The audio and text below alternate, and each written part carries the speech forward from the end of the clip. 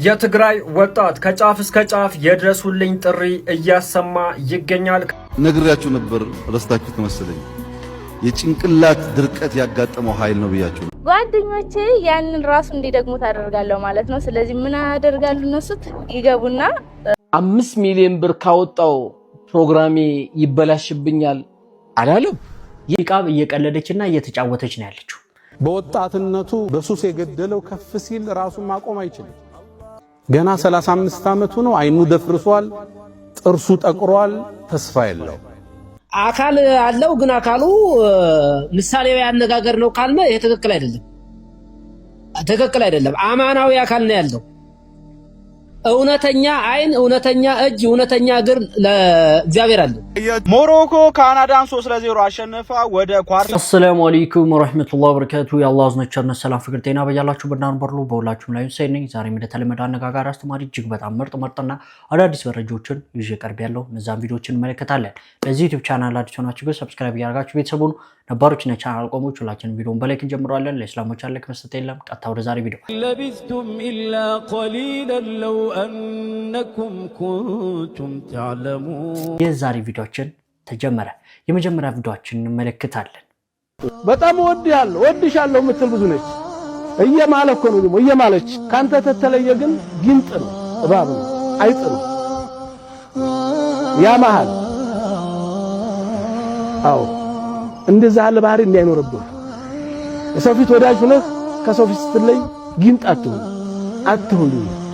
ያ ሰው ባይሰማ አላህ ይሰማል። ያ ባያቅ አላህ ያውቃል። ለአንተ ጥሩ ነገር አውርቶ ኋላና ፊቱን አይቶ ስላንተ ያወራል። እንደ ቀበሮ ተገላምጦ አትንገሩብኝና ሄደው እንግዲህ አንድ አስተማሪ የሆነ ታሪክን እንሰማለን።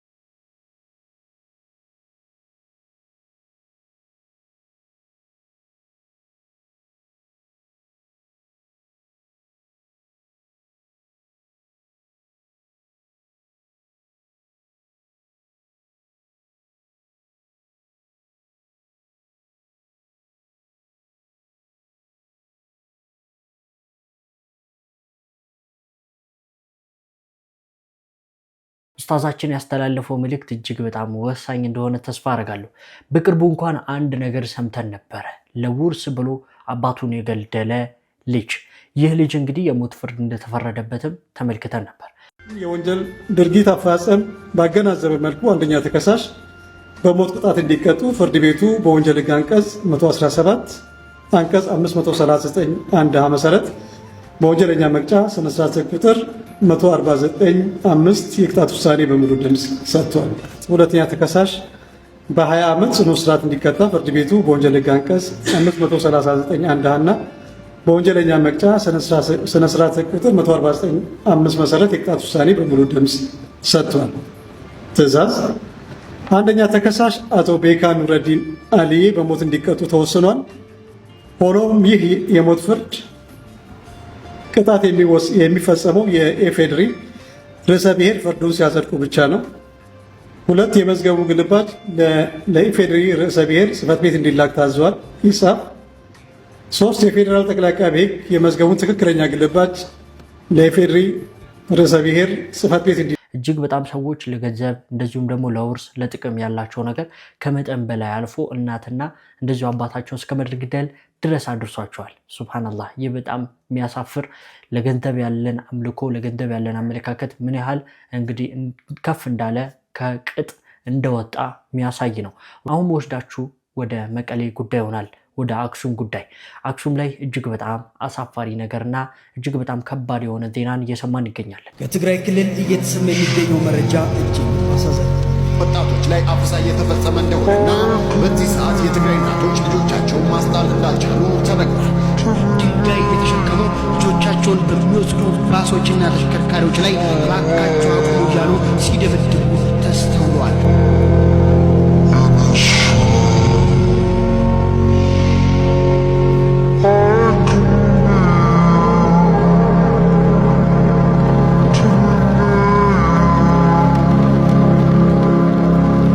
ከመቀሌ ምንድነው የተሰማው? ይህች እህታችን በእንግሊዘኛ ቋንቋ በቪዲዮ ያስተላለፈችው መልእክት በዚህ ሰዓት ላይ በርካቶች እያጋሩት የሚገኙ ሲሆን በትግራይ እንደዚሁም ደግሞ በመቀሌ ያለውን ችግር አስመልክቶ መልእክቷን ለኢትዮጵያውያን እንደዚሁም ደግሞ ለመላው ዓለም በእንግሊዘኛ ቋንቋ አስተላልፋለች። ወጣቷ አሁን ላይ የጦርነት እንቅስቃሴ እየተደረገ መሆኑን በመጥቀስ የፌዴራል መንግስቱም ሆነ ትግራይን እያስተዳደረ ባሉ ባለስልጣናት ላይ ጠንከር ያለ ትችት ወጣቱን ወክላ አስተላልፋለች። እንደዚሁም ደግሞ ወታደራዊ ግዳጅና ምልመላ እንዳለም የገለጸ ሲሆን ከጦርነት ስጋቱ በተጨማሪም በክልሉ ያለው የኢኮኖሚ ቀውስና የምግብ እጥረት ህዝቡን ክፉኛ እየፈተነው እንደሚገኝ በዘገባው ላይ ጠቅሳለች።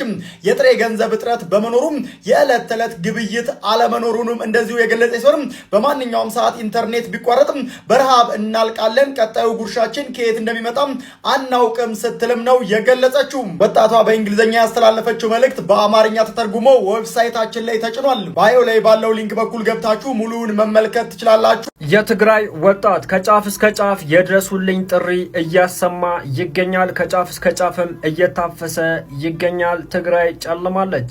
ይድረስ ለፌዴራል መንግስቱ፣ ይድረስ ለዓለም አቀፍ ተቋማት፣ ይድረስ ለሀገር ሽማግሌ ለሚመለከተው ሁሉ። የትግራይ እናቶች አይናቸው እያየ ያለ ፍላጎታቸው ልጆቻቸውን እየተቀሙ ይገኛሉ። ሰሚ አጥተዋል። ጩኸታቸውም አዳማጭ ጠፍቶለታል።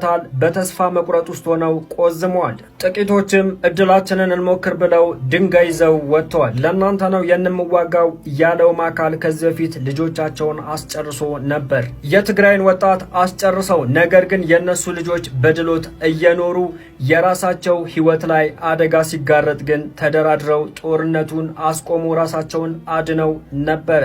አሁን ደግሞ ሌላ የተረፉ ወጣቶችን ለማስጨረስ ለዛውም ከትምህርት ቤት በር ላይ ለራሳቸው ጥቅም ሲሉ እያፈሱ ይገኛሉ።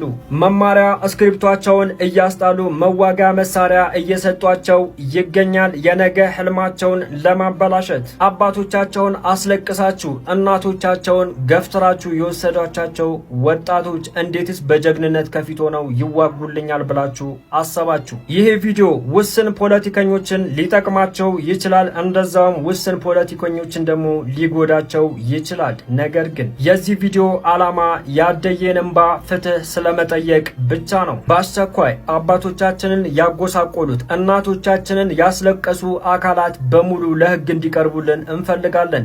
በጦርነት ሳይሆን በህጋዊ መንገድ። በትላንትናው ዕለት በትግራይ በተለያዩ አካባቢዎች ቴክስት እየደረሰን ነበረ። ጁማ ሰላት እንኳን መስገድ አልቻሉም። እናትና አባቶች ብቻ ነበር ወጥተው መስገድ የቻሉት ወጣቶች በፍራቻ ቤታቸው ሆኖ ነበር የሰገዱት።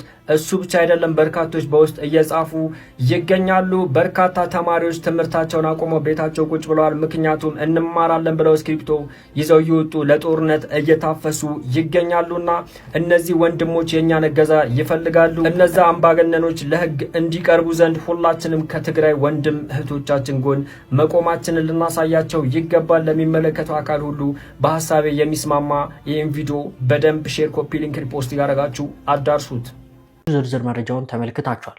አክሱምና መቀሌ ላይ ብዙ ወጣቶች እየታፈሱ ይገኛሉ። ለጦርነትም እየተገፋፉና እየተጋበዙ እየተገደዱ ይገኛሉ።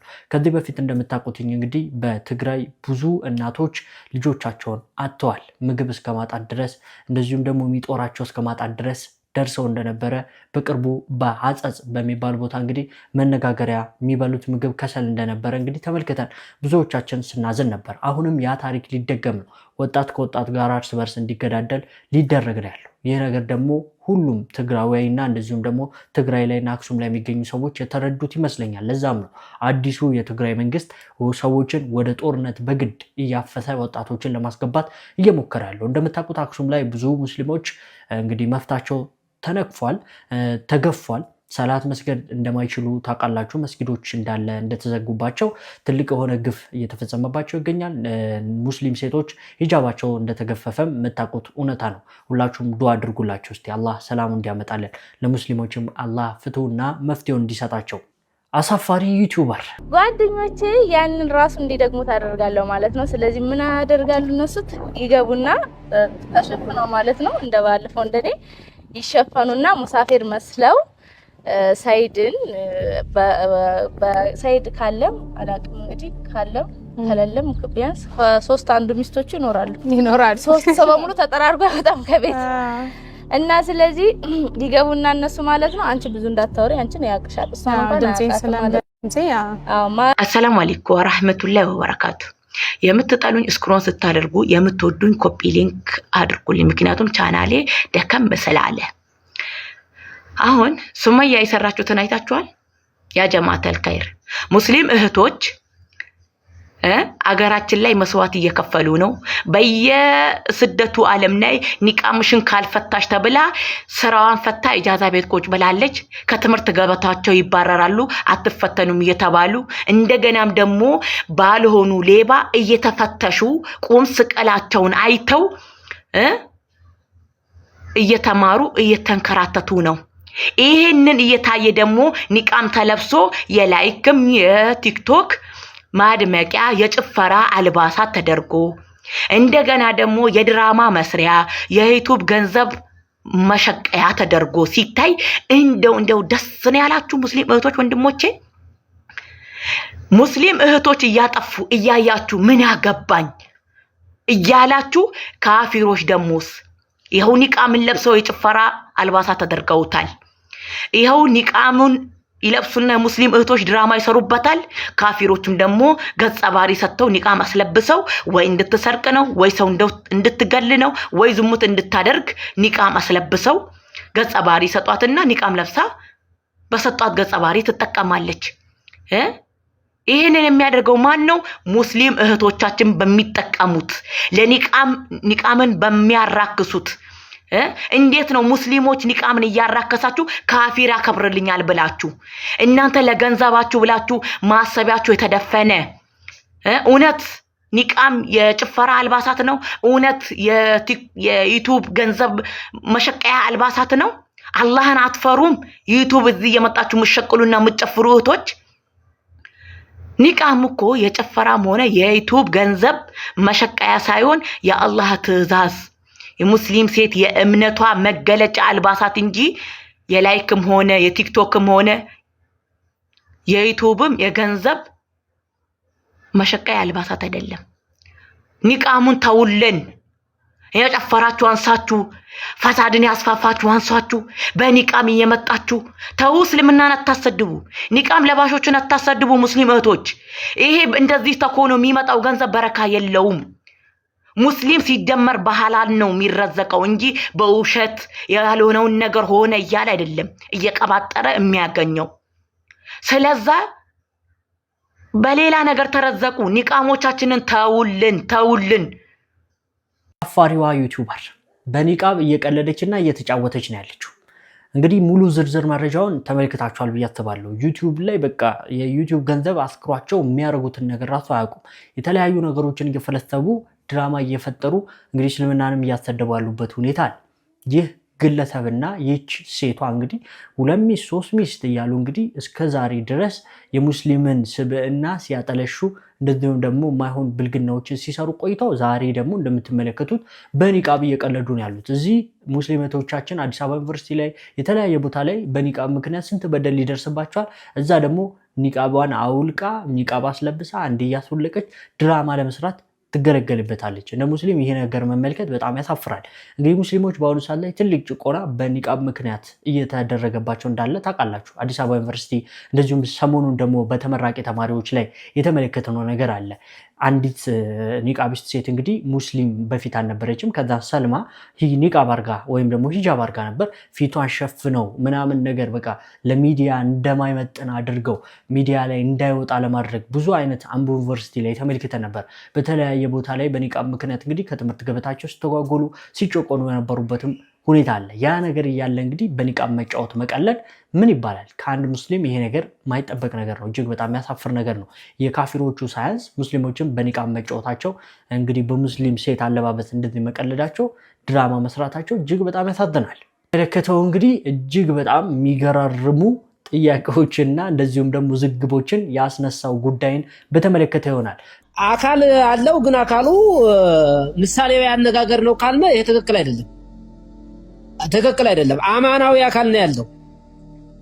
እውነተኛ አይን፣ እውነተኛ እጅ፣ እውነተኛ እግር ለእግዚአብሔር አለ። ያያችኋ ኦርቶዶክስ ወገኖች ጀማው ቪዲዮን ከየትኛውም ጊዜ በበለጠ በደንብ ሼር ኮፒ ሊንክ። በባለፈው ለታ እፎይ ሴጋ ከውሷችን ጋር በነበረው ውይይት አላህ አካል አለው፣ አካል ካለው ደግሞ እንደኛው ፍጡር ነው፣ አላህ ጣዖት ነው ብሎ ሲሳደብ የፈጣሪን የማይመረመሩ መገለጫዎች ሲያጣጥል ብዙ ኦርቶዶክሳውያን በርታ ጎበዝ ጀግናችን ብለውት ነበር። እውነታው ግን እፎይ አላህን ለመሳደብ የተጠቀመው ሚዛን በብዙ የቤተ ክርስቲያን አባቶች የሚታመነውን እግዚአብሔርንም ጣዖት ያደርገዋል። ስለዚህ ቲክቶዶክሶች አሁን ላይ 2 ምርጫዎች ብቻ ነው ያላችሁ። ወይ አባቶቻችሁ ጣዖት ያመልካሉ ወይንም ደግሞ እፎይ ተሳስተሃል ብላችሁ አውግዙ። ወሰላም አለይኩም። እንደዚህ እናሳይና እንደዚህ ካለ ስላሴ ማለት ነው። ሶስትነቱንና አንድነቱን የገለጸ ነው ስላሴ።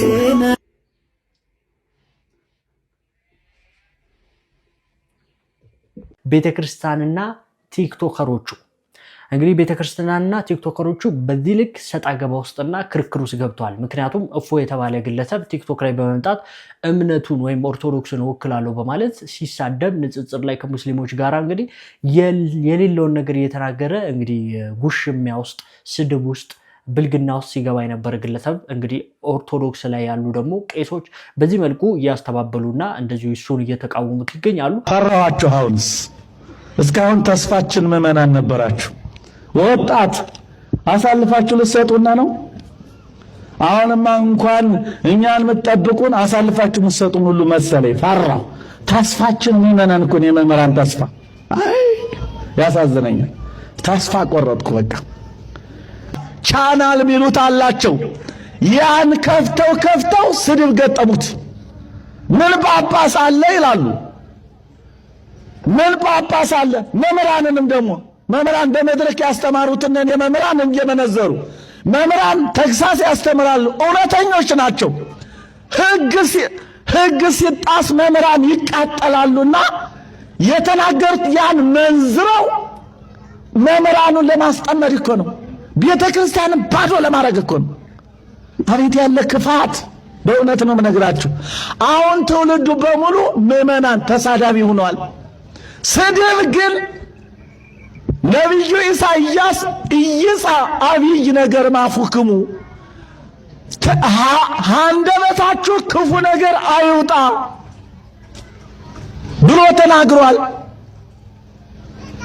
ጌታም ዘይቤሎ ለእሁሁ ዘጸርቅ ወንድሙን ጨርቅ ለባሽ እንኳን ሊቀ ጳጳስ እንኳን መምህራን እንኳን ቀሳውስት ዲያቆናትን ለመስደብ ካጠገቡ ያለው ምእመን መስደብ እንደሌለበት ጌታ ሲያስተምር በወንጌል በማቴዎስ ወንጌል ምዕራፍ 5 ላይ ዘይቤሎ ለእሁሁ ዘጸርቅ ወንድሙን ጨርቅ ለባሽ አባተ ታናሽ ብሎ የተሳደበ አለ በምን ይፈረድበት? በአደባባይ ፍርዱን ይቀበል። ያውም በሐዲስ በኦሪት እኮ አይደለም። ኦሪትማ ሕገ ርትዕን አትብላለች። ቀጥ ያለች ሕግ ስለሆነች የገደለ ይገደል፣ የሰረቀ ይሰረቅበት፣ ወይም ደግሞ ጥርሱ የተሰበረው ጥርሱ ይሰበር ብላ ሕገ ርትዕ ቀጥ ያለች ስለሆነ ያደረገ ይደረግበት ነው። ሕገ ትሩፋት ናት ወንጌል። ክርስቶስ ራሱ መጥቶ ትዕግስትን ያስተማረበት ሰው ለሰው መገዳደል የሌለበት አግባ ለመጥባይትከ ውስተ ቤታ ሰይፍ የመዘዘ በሰይፍ ይሞታል፣ ሰው በሰይፍ እንዳይሟሟት ብሎ ትዕግስትን ያስተማረባት ሕገ ትሩፋት ናት ወንጌል። በዚህ ወንጌል ግን ምን ብሎ አዘዘ? ወንድሙን ጨርቅ ለባሽ አባተ ታናሽ ያለ በአደባባይ ይፈረድበት አለ። እያችሁት አሁን ይህን ያውቃል ትውልዱ። እኒህ ፓትርያርክ እንዲህ ናቸው፣ ይሄ ጳጳስ እንዲህ ነው፣ እኒህ መምህር እንዲህ ናቸው ብሎ መምህራንና ሊቃነ ጳጳሳትን መስደብ ቀርቶ ጓደኛውን እንዳይሰድብ ወንጌል አግዶታል። ይሄ እንደዚሁም ደግሞ ስለ አካል ምናምን ስለ መላእክት አካልነት እንደዚሁ ጾታነት በተመረኮተም እንግዲህ እርስ በርስ ሲከላከሩ የነበሩበት ሁኔታ ምን ያለው እንግዲህ የተፈኩር ቪዲዮ ነው። እንግዲህ ይሄ ወፍ ምንም ፍጥነት ሳያሳይ ጥላውን ብቻ በመጠቀም ነው የሚያድነው። ብላክ ሄሮን ይባላል። አሳዎችን እየተከታተለ አያሳድዳቸውም፣ ይሸውዳቸዋል እንጂ። ከውሃው በታች የሚያጠምደውን እንስሳ ሲያይ ቀስ ብሎ ክንፉን ይዘረጋና ውሃው ላይ ጨለማ መሳይ ክብ ጥላ እስኪሰሩ ድረስ ክንፉን ይሰበስባቸዋል። አሳዎችም መጠለያ ነው ብለው አምነው ወደዛ ጥላ ይጠጋሉ። እናም በጣም የተጠጉት ሰዓት ላይ ሄሮን ያጠቃል። ሱብሃንአላህ ሁላችሁም እንዳላችሁበት ተስፋ አደርጋለሁ። በአሁኑ ሰዓት ንጽጽር ላይ የሚሰሩ ወንድሞቻችን ኡምራ ላይ ናቸው። እንግዲህ ሙሉ የላይቭ ፕሮግራማቸውን ትተው ወደ ኡምራ ሄደዋል ማለት ነው። እነ ሳራ፣ እነ ኢምራን፣ እነ ኢብራሂም ሁሉም ማለት ይቻላል። አላህ እኛንም የአላህን ቤት መንዘይር አላህ አድርገን፣ አላህ ይወፍቀን። እንግዲህ ከነሱ እጅግ በጣም አስተማሪ ቪዲዮዎችንም ደግሞ ጋብዛችኋል። ሰለፎቹ ምን ይሉ ነበር? አንድ አዕራቢ ተጠይቆ ለአላህ መኖር ምልክት ያስፈልገዋል እንዴ? የፍየል በጠጥ ፍየል እንዳለ ግመል እንዳለፈ እያሳየ ሰዎች የሄዱበት ምልክት ሰው እንዳተራመደበት እግሩ እያሳየ እያመነ እንዴት ነው የአላህ መኖር የማይታወቀው? አንተና እኔስ ምንድነን? البعرة تدل على البعير። ይሄ ሁሉ ይሄንን የመሰለ ግዙፍ ሰማይ ይሄንን የመሰለ ሰፊ ምድር ፈጥሮ አላህ እንዴት ምልክት የለውም ትላላችሁ? በአቡ ሐኒፋ ጊዜ መንሱር የሚባለው ኸሊፋ አንድ ሙልሂድ መጥቶ እየበጠበጠ ነው አሏቸው። እና እሱ ለምንድን ነው ሲባል እኔ እኮ እምነቴ ነው ማሳመን ከቻላችሁ የሚያሳምነኝ ሰው ፈልጉ። ከዚያ ሄድ ተባሉ። አቡ ሐኒፋ ነበሩ። ሐኒፋ ቀጠሮ ይያዝ ይሻሉ። ቀጠሮ ይያዝ ተብሎ ቀጠሮ ተይዞላቸው ትንሽ ቆየት አሉሳቸው። እሱ ቀድሞ ገባ። ሰው መጥቷል። አያችሁ ድሮም ብያችኋለሁ እኮ አይደፍሩም አይመጡም መድረክ ብያችሁ ነበር ምናምን አለው። ትንሽ ቆየት ብሎ መጡ። ምን ነው እንደው አንተ አንድ ነገር አይቼ እንደው ምን አይተህ እዚህ ባህር ላይ መርከቡ ዝም ብሎ ያለ ሹፌር እንከባለል አይቼ ዲየት ይደርስ ይሆን ያለ መሪ ብዬ እያየሁ ነበር። አያችሁ የእናንተ ሸህ እብድ ነው አላልኳችሁ? እንዴት መርከብ ያለ መሪ እንቀሳቀሳል ብለህ ያለ ሹፌር እንዴት ይሄዳ ብለህ ታስባለህ? አያችሁ አይደል አሉ አቡ ሐኒፋ። ታዲያ እኔ ነኝ እብዱ አንተ? እኔስ እቺ እንጨቶች ተሰብስበው አንተ ዓለም በሙሉ ያለ ፈጣሪ ያለ መሪ ነው የሚንቀሳቀሰው? فبهت الذي كفر እኔ እንደው የخلق السماوات والارض ሰማይን እሻና አልደረስንበትም መቼም አናይም አይባልም እንጂ ምድር እኮ አይሰላም። የሆነ ሰው በጣም ከተቸገረ ብልህ ስላልሆነ አይደለም የተቸገረ፣ አንተ ደግሞ የተሻለ አቅል ስላለ አይደለም እዚህ ቦታ ላይ ያለው ማለት ነው። ፈልገው ነው ደሃ የሆኑት እንደሚለው ካፒታሊስት አይደለም። ለመርገጥ እንዲመች እኮ ነው እንደዛ ያሉት። አይ ፈልገው አይደለም። ኖት ነሰሰሪ ሰው በራሱ ጥፋትም የሆነ ነገር ሉዝ ሊያደርግ ይችላል። ግን በቃ እነዚህ ሰው ብዙ ፋክተሮች አሉ እንደዛ የሆኑበት። እኔ ደግሞ የተሻልኩ ከሆንክ እነሱን ማገዝ ነው ኢህሳን ማድረግ ነው ግዴታዬ። ባህሪያ አሉ የሰው ልጅ ሁለት ጉድጓድ ወርቅ ቢኖረው አሉ ለብተጋ ሶስተኛ ይፈልጋል አሉ ነቢያችን ሰለላሁ ዐለይሂ ወሰለም። ወለን የምለአ ፋሁ ኢላ ቱራብ አው ከማ ቃለ ነቢዩ ዐለይሂ ሰላቱ ወሰላም። አፉን የሚሞላው አፈር ብቻ ነው። አይጨርሰው ነገር የማይጨርሰውን ነገር ግን መሰብሰብ ይፈልጋል። የሰው ልጅ መሰብሰብ ይፈልጋል። ይህንን መግታት የሚችለው ቀናዓ የሚባለው ነገር አይሰራም። ሙእሚን አይሰራም ማለት አይደለም። ሀብታም አይሆንም ማለት አይደለም። ልቡ ግን ቀናዓ ሊኖረው ይገባል። ይሰራል፣ ይለፋል፣ ያገኛል፣ ራሱን ይቀይራል፣ ሌሎችን ይቀይራል፣ ዘካውን ያወጣል፣ ሰደቃውን ይሰጣል። ለመስጠት ግን ምን ይፈልጋል? ይሰጥ ዘንድ ልቡ ቀናዓ ሊኖረው ይገባል። ሹሕ ካለው ስስት ካለው ዘካም ማውጣት አይችልም። ዘካም ይከብደዋል እንኳን ሰደቃ። አሁን የምንመለከተው የኡስታዝ ያሲን ኑሩን መልእክት ይሆናል። ለወጣቶች በጣም ጠቃሚ የሆነ ምክርን እየመከረ ይገኛል። በወጣትነቱ በሱስ የገደለው ከፍ ሲል ራሱን ማቆም አይችልም። ወጣቶች ራሳችን መጠበቅ አለብን። ይሄ የተሰጠን ሰውነት አማና ነው። በሱስ ምንገለው አይደለም። በዚና በዝሙት በሲጋራ በሽሻ በጫት ምናነትበው ሰውነት አይደለም የተሰጠን። አማናን የተሰጠን ሰውነት አለ። አላህ ይጠይቀናል። በወጣትነቱ በሱስ የገደለው ከፍ ሲል ራሱን ማቆም አይችልም። ብዙ ሰው ችግር ውስጥ ነው ያለው። ገና 35 ዓመቱ ነው። አይኑ ደፍርሷል፣ ጥርሱ ጠቅሯል፣ ተስፋ የለው። አጠበሪ ኢማም አጠበሪ ካነ ቃዲያን ታዋቂ ሰው ናቸው። 100 ምናምን ዓመት ሆኗቸው ንቁ ነበሩ። ይሄ ሁሉ አቅም የት መጣ አሏቸው። ቃለ ሐፈዝናሃ ፊስሲግር ገና እኮ ወጣቶች እያለን ልጆች ራሳችንን ሰውነታችንን ከወንጀል ጠበቅ ነው። ፈሐፊظሃ አላሁ ለና ፊል ኪበር ትልቅ ስንሆን አላህ ጠበቀልን አሏቸው። ሙእሚን ለስፖርታዊ እንቅስቃሴ ዋጋ ይሰጣል። ስፖርት ይሰራል፣ ይንቀሳቀሳል፣ ይራመዳል፣ አመጋገቡን ያስተካክላል፣ የተሻለ ተክለ ቁመና እንዲኖረው ጥረት ያደርጋል። ምነው ህይወት ከሱ ብዙ ትፈልጋለች። ቤተሰብ ማስተዳደር ኃላፊነት አለበት። ኡማውን የመከደም ኃላፊነት አለበት። ሌላውን የማገዝ ኃላፊነት አለበት። ገና 35 ዓመቱ ነው። አይኑ ደፍርሷል፣ ጥርሱ ጠቅሯል፣ ተስፋ የለው። በዚና በዝሙት በሲጋራ በሽሻ በጫት ምናነትበው ሰውነት አይደለም የተሰጠን። አማናን የተሰጠን ሰውነት አለ። አላህ ይጠይቀናል። ወጣቶች ራሳችን መጠበቅ አለብን። ብዙ ሰው ችግር ውስጥ ነው ያለው። 23 ኪሎ ሻንጣ እኮ ኤርፖርት ማውረድ የሚከብደው ወጣት እኮ እያየን ነው። ሙእሚን ለስፖርታዊ እንቅስቃሴ ዋጋ ይሰጣል። ስፖርት ይሰራል፣ ይንቀሳቀሳል፣ ይራመዳል፣ አመጋገቡን ያስተካክላል፣ የተሻለ ተክለ ቁመና እንዲኖረው ጥረት ያደርጋል። ምነው ህይወት ከሱ ብዙ ትፈልጋለች። ቤተሰብ ማስተዳደር ኃላፊነት አለበት። ኡማውን የመከደም ኃላፊነት አለበት። ሌላውን የማገዝ ኃላፊነት አለበት። ይሄ የተሰጠን ሰውነት አማና ነው። በሱስ ምንገለው አይደለም። ሰዎች ሻንጣ ይዘው ሲገቡ እኔ ልያዝልህ ማለት የማይችል እኮ ወጣት እያየን።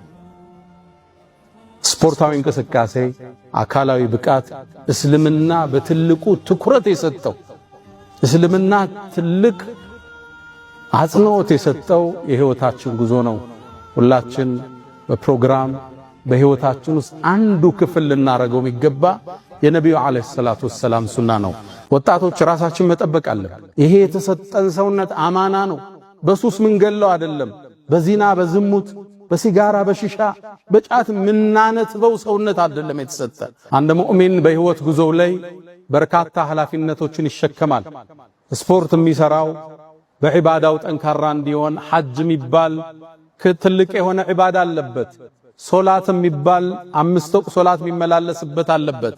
አንድ ሙእሚን ቤተሰቦቹን ተሯሩጦ አገር ተመላልሶ ሻንጣዎችን ተሸክሞ ቤተሰቡን አብልቶ ያድራል። ለዚህ ተክለ ቁመናው የተሟላ መሆን አለበት። አንድ ሙእሚን ነገ በእምነቱ ጉዳይ በሀገሩ ዳር ድንበር ጉዳይ ችግር ሊገጥመው ይችላል። ራሱን ያበቃ የታተረ ሙእሚን እስልምና ይፈልጋል። ሰይድና ዑመር ረዲየላሁ ተዓላ አንሁ አንድን ሰው አዩት። አንገቱን ደፍቶ አቀርቅሮ ይሰግዳል። ዱላ አላቸው። ሰይድና ዑመር የሙስሊሙ ኸሊፋ መሪ ነበሩ። በዱላ አናቱ ላይ ወረዱበትና አንተ ሰው ሆይ አንገትህን ቀና አድርግ፣ ሶላት ላይ እኮ አላህን መፍራት አንገትን በመስበር አይደለም አሉት። በውስጥ ነው። ተስተካክለ ቁም አሉ። ሌላኛው ሲራመድ አዩት። ሲራመድ እንዲህ እያለ ደካማው ነው ይራመዳል። ዱላ አላቸው ሰይድና ዑመር አናቱ ላይ ወረዱበት። ላ ተምሺ መሽየተል መሪድ የበሽተኛ ሰው አረማመድ የሙታን አረማመድ አትድብን አሉት። ቀና በላሉ እንዲህ አይደለም የምትራመድ። ሰይድና ዑመር ሲራመዱ ፈጣን ነበሩ። አንዴ ሺፋ የምትባለው አንዲት ሰሃቢያት የሆኑ ሰዎችን አየች። ግለሰቦቹ ሲናገሩ ቀስ ብለው ነው፣ ሲራመዱ ተልፈስፍሰው ነው። እነዚህ ሰዎች እነማን ናቸው አለች። ምነው በነብዩ ትውልድ ማይታወቅ አዲስ አካሄድ ነው ምንድናቸው አለች። አይ እነዚህማ ቀውሙን ኑሳክ እነዚህማ አቢዶች ዛኪሮች ናቸው አለቻቸው። ቃለት ካነ ዑመር አለች። ዑመር እኮ ነበረ ኢዛ መሻ አስራ ሲራመድ ፈጣን የሆነ ወኢዛ ተከለመ አስማዕ ሲናገር ንግግሩ የሚሰማ ልፍስፍስ አልነበረ። ወኢዛ ضرب አውጀዐ ሲማታ የሚያቆስል ነበር። ከነሱ የተሻለ የአላህ ባሪያ እሱ ነው አለች። ሽፋ ሰይድና ዑመር አንዴ ገበያ ላይ አንድን ሰው አዩት። ትንሽ ሆዱ እንደኛ አካባቢ ነፈት ብሏል። ይሄ ምንድነው አሉት። የማይታወቅ ነው ቦርጭ በዛዘም። ይሄ ምንድነው ሲት ያ አሚረል ሙእሚኒን ይሄማ በረካ ነው አላቸው። በል هذا عذاب ይሄማ ቅጣት ነው አሉት። እንዴት በረካ ይሆናል? ከዛ ዞሩና ለገበያው ተናገሩ። አዩሃናስ እናንተ ሰዎች ሆይ ቦርጭን ተጠንቀቁታል። አካልን ያበላሻል፣ በሽታን ይስባል፣ ሶላት ላይ ያሳንፋችኋል። ሰሃቦቹ ተክለ ቁመናቸው እንደዛ አልነበር። እንደዛ አይነት አረማመድ አይታያቁም። አሁን ነው በዲን ስም ልፍስፍስ ሰው የሰው ጋር እጅ የሚጠብቅ የማይሰራ አለባበሱ ማያምር ሙስሊም እየታየ የመጣው ከዛ በኋላ። ሰሃቦቹ ስታያቸው አላህን የሚያስታውሱ እስልምናን እንድትናፍቅ የሚያደርጉ ነበር ተክለ ቁመናቸው። ቦርጭን ተጠንቀቁታል፣ አካልን ያበላሻል፣ በሽታን ይስባል፣ ሶላት ላይ ያሳንፋችኋል። ሰይድና ዑመር አንዴ ገበያ ላይ አንድን ሰው አዩት። ትንሽ ሆዱ እንደኛ አካባቢ ነፈት ብሏል። ይሄ ምንድነው አሉት። የማይታወቅ ነው ቦርጭ በዛዘም። ይሄ ምንድነው ሲት ያ አሚረል ሙእሚኒን ይሄማ በረካ ነው አላቸው። በል هذا عذاب ይሄማ ቅጣት ነው አሉት። እንዴት በረካ ይሆናል? ሰይድና ዑመር ረዲየላሁ ተዓላ አንሁ ሌላኛው ሲራመድ አዩት። ሲራመድ እንዲህ እያለ ደካማው ነው ይራመዳል። ዱላ አላቸው ሰይድና ዑመር አናቱ ላይ ወረዱበት። ላ ተምሺ መሽየተል መሪድ የበሽተኛ ሰው አረማመድ የሙታን አረማመድ አትድብን አሉት። ቀና በላሉ እንዲህ አይደለም የምትራመድ። ሰይድና ዑመር ሲራመዱ ፈጣን ነበሩ። አንዴ ሺፋ የምትባለው አንዲት ሰሃቢያት የሆኑ ሰዎችን አየች። ግለሰቦቹ ሲናገሩ ቀስ ብለው ነው፣ ሲራመዱ ተልፈስፍሰው ነው። እነዚህ ሰዎች እነማን ናቸው አለች። ምነው በነብዩ ትውልድ ማይታወቅ አዲስ አካሄድ ነው ምንድናቸው አለች። አይ እነዚህማ ቀውሙን ኑሳክ እነዚህማ አቢዶች ዛኪሮች ናቸው አለቻቸው። ቃለት ካነ ዑመር አለች። ዑመር እኮ ነበረ ኢዛ መሻ አስራ ሲራመድ ፈጣን የሆነ ወኢዛ ተከለመ አስማዕ ሲናገር ንግግሩ የሚሰማ ልፍስፍስ አልነበር። ወኢዛ ضرب አውጀዐ ሲማታ የሚያቆስል ነበር። ከነሱ የተሻለ የአላህ ባሪያ እሱ ነው አለች። ሽፋ ቦርጭን ተጠንቀቁታል፣ አካልን ያበላሻል፣ በሽታን ይስባል፣ ሶላት ላይ ያሳንፋችኋል። ሰሃቦቹ ተክለ ቁመናቸው እንደዛ አልነበር። እንደዛ አይነት አረማመድ አይታያቁም። ነቢዩና መሐመድ ዓለይሂ ሰላቱ ወሰላም ሲታዩ ተክለ ቁመናቸው ያምር ነበር። ደረታቸው የሰፋ ነበር። ሆዳቸው እናታችን አይሻ እንደምትለው መሰላል ይመስል ነበር፣ የተከፋፈለ ነው። በአሁኑ ዘመን 9 ፓክ እንደምንለው 9 ቦክስ ቁጭ ቁጭ ያደረጉ ነው የሚመስሉት።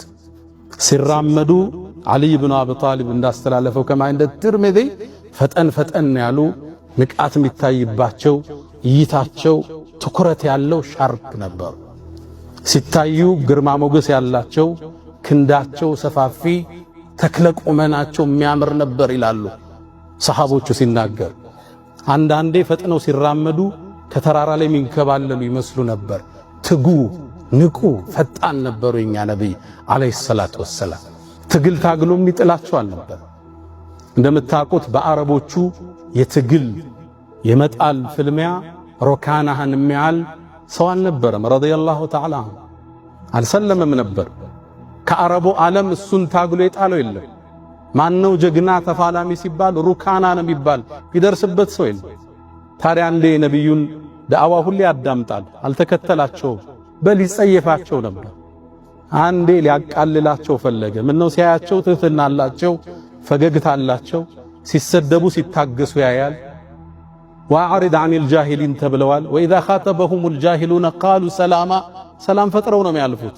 ይሄ ደግነታቸው ሰነፍ እንደሆኑ ገመተና አንተ መሐመድ አላቸው። አቤት አሉት። እስኪ እኔና አንተ እንፋለም ትግል ግጠመኝ አላቸው። እሱ የጠበቀው እኔ ቅርታህን ብለውት እንዲያልፉ ነበር። ደግሞ ገጥመህኝ ከጣልከኝ 100 ፍየልና በግ እሰጥሃለሁ አላቸው። ማሾፉ ማላገጡ ነበር። ያልጠበቀው መልስ ሰጡት። ዝግጁ ነኝ አሉት። እሱን ፍልሚያ ገጥሞት የሚያሸንፈው የለም ያውቃል። እሳቸውን ለመጣል ወስኖ ተያያዛቸው፣ ሳባቸው፣ ሳቡት፣ ታገሉ። የአላህ መልእክተኛ ጠቀለሉና ጀርባውን መሬት ላይ ያጋደሙት። ሩካና ተቆጣ። አረብ ጥሎት አያውቅም። አንተ መሐመድ ሃዛ ሊኩል ጀዋድን ከብዋ፣ ለሚሮጥ እኮ ዋና ፈረስ አንዳንዴ አዳልጦት ይወድቃል። ድንገት ነው የጣልከኝ፣ 100ውን ፍየል ግመል ውሰድ፣ 100ውን በግና ፍየል ውሰድ፣ ድገመኝ አላቸው። ተቀበሉት። ተሳሳባቸው። አነሱና አሁን በጀርባው ደፉት። ተበሳጨ። ሩካና ኃይለኛ ነው፣ በጣም አንበሳ ነው። ፈረስ እንኳን ሲሄድ ያለ ልጓምና ያለ ኮረቻ በአየር ላይ ዘሎ የሚወጣ ጀግና ነው ነበር፣ ኃይለኛ ነው ነበር። የመጨረሻ ሶስተኛ አላቸው። መልእክተኛውንም ተቀበሉና ሰቅሰቅ አድርገው መሬት ላይ አጋደሙት። በጣም ደነገጠ። አንተ መሐመድ አላቸው፣ እኔን እኮ ከዓለም ውስጥ ጀርባዬን አፈር ላይ የጣለ ሰው የለም አንተ ብትሆን እንጂ አላቸው። እስካሁን ፊትህ እኔ ጋር የተጠላ ነበር፣ አሁን ግን ትክክለኛ መሆንህን አውቄያለሁ፣ የመንገድ ተከታይ ነህ አላቸው።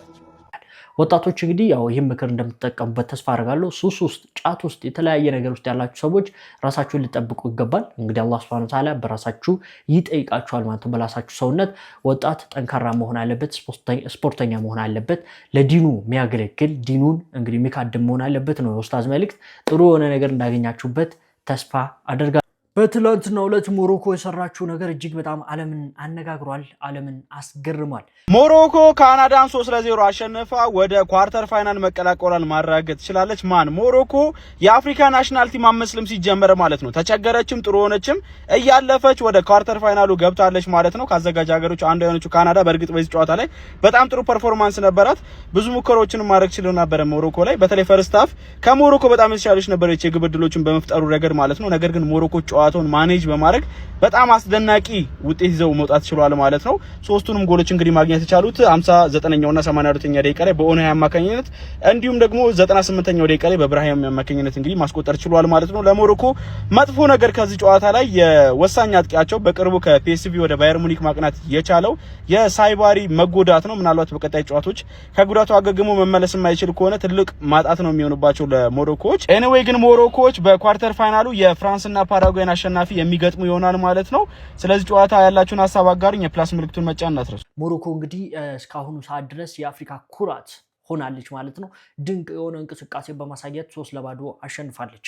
እንደዚሁም ደግሞ ጨዋታው ላይ እንግዲህ 2 ጎሎችን ያስቆጠረው ኦናኒ ሻህዳ በማለት ነበር ደስታውን የገለጸው። ጨዋታው ካለቀ በኋላም እንግዲህ ሁሉም ስጁድ በመውረድ ለአላህ Subhanahu Wa Ta'ala ምስጋናቸውን እንግዲህ አቅርበዋል። አላህ Subhanahu Wa Ta'ala ከዚህ በላይ ከፍ ያድርጋቸው። ዋንጫውን እንግዲህ አፍሪካዊ ሆነው ሊበሉ የሚችሉት ሞሮኮዎች ብቻ ናቸው እየተባለም ይገኛል። ወደ ውጭ መረጃዎች ሲወስዳችሁ ደግሞ የኢራን መሪ ተቀብሯል። እንግዲህ በዛ የቀብር ስነ ስርዓት ላይ ብዙ ኢራናውያን ሀዘናቸውን ሲገልጹና ሲያለቅሱ ነበር። በዛ ምክንያት ዶናልድ ትራምፕ እንግዲህ ተሳልቆባቸዋል። ለፓለስታይኖች ግን ምን አይነት ፍቅር ነው ያለው የስፔኑ ጠቅላይ ሚኒስተር ፔድሮ ሳንቼዝ። ይነሆ አሁን ደግሞ ማለት ነው 100 የሚጠጉ ፊሊስጤማውያን ስፔን ገብተዋል። እናም ወደ ስፔኑ ጠቅላይ ሚኒስተር ስንመለስ እንግዲህ እነዚህ ፊሊስጤማውያን ስፔን የገቡት ማለት ነው ለሕክምና ነው። በእስራኤል አየር ጥቃት የተለያዩ የልብ ችግር ያጋጠማቸው፣ የአይን ችግር፣ የአጥንት ችግር ያጋጠማቸው 20 ህፃናትና 80ዎቹ ደግሞ እንግዲህ የነሱ ቤተሰብ ናቸው። አሁን ላይ ማድሪድ ገብተዋል። የሚገርማችሁ ሙሉ ለሙሉ እንግዲህ ወጫቸውን ሸፍኖ ነው ማድሪድ እንዲመጡ ያደረጋቸው በራሱ በስፔን ኤርፕሌን ነው። እንግዲህ ከዮርዳኖስ አሁን ላይ ማድሪድ ዋና ከተማ አርፈዋል። አሁን ላይ ወደ ተለያዩ ማድሪድ ከተማ ሆስፒታሎች፣ ወደ ካታሎን፣ ወደ ማድሪድ እንግዲህ ሆስፒታሎች እነዚህ 20 ህፃናት እንግዲህ ተልከው እንዲመረመሩ አድርጓል። እዚህ ጋር እንደምትመለከቱትም የስፔኑ ጠቅላይ ሚኒስትር እንዲህ ብሏል። በጋዛ የተከሰተው አስከፊ ነገር ለማንኛውም የሰው ዘር ለማንኛውም ህፃናት የሚገባ አይደለም ብለዋል። እናም ወደ 100 የሚሆኑ ፊልስጤማውያን ማድሪድ ገብተዋል። እነሱን እናክማቸውና ማከም ብቻም ሳይሆን ማለት ነው ወደ ቀያቸው እንዲመለሱም እናደርጋለን ሲል እንግዲህ ፔድሮ ሳንቼዝ ማለት ነው አሳውቋል ማለት ነው። እንደምትመለከቱት ይህ ሰው ለፊልስጤማውያን ሲል በእስራኤል ያለውን ኤምባሲ ዘጋ።